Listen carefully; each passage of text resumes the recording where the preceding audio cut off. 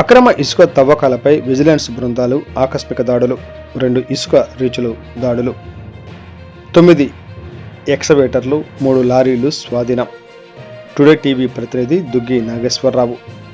రాష్ట్ర vigilance DG గారి ఆదేశాల మేరకు పల్నాడు జిల్లాలో కృష్ణానదిలో అక్రమ ఇసుక తవ్వకాలపై విజిలెన్స్ బృందాల మంగళవారం ఆకస్మిక దాడులు నిర్వహించారు.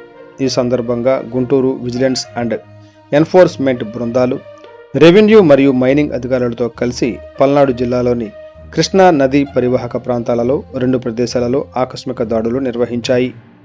పల్నాడు జిల్లా అచ్చంపేట మండలం అంబడిపూడి ఇసుక రీచ్లో దాడులు నిర్వహించి 5 భారీ యంత్రాలు మరియు కృష్ణా నది మధ్యలో అక్రమ ఇసుక రవాణాకై వినియోగించిన 3 లారీలతో పాటు నది మధ్యలో 360 టన్నుల ఇసుక డంపు స్వాధీనం చేసుకున్నారు. అంతేకాకుండా పల్నాడు జిల్లా అమరావతి మండలంలో మల్లాది ఇసుక రీచ్లో 4 భారీ యంత్రాలు స్వాధీనం చేసుకున్నారు. రీజనల్ విజిలెన్స్ అండ్ ఎన్ఫోర్స్మెంట్ అధికారి డి సూర్యశ్రావణ్ కుమార్ మాట్లాడుతూ, సంబంధిత అధికారుల నుంచి ఎలాంటి అనుమతులు లేకుండా కృష్ణా నదీ గర్భంలో భారీ మిషన్లతో అక్రమ ఇసుక తవ్వకాలు 2 చోట్ల జరుగుతున్నట్లు వెల్లడించారు.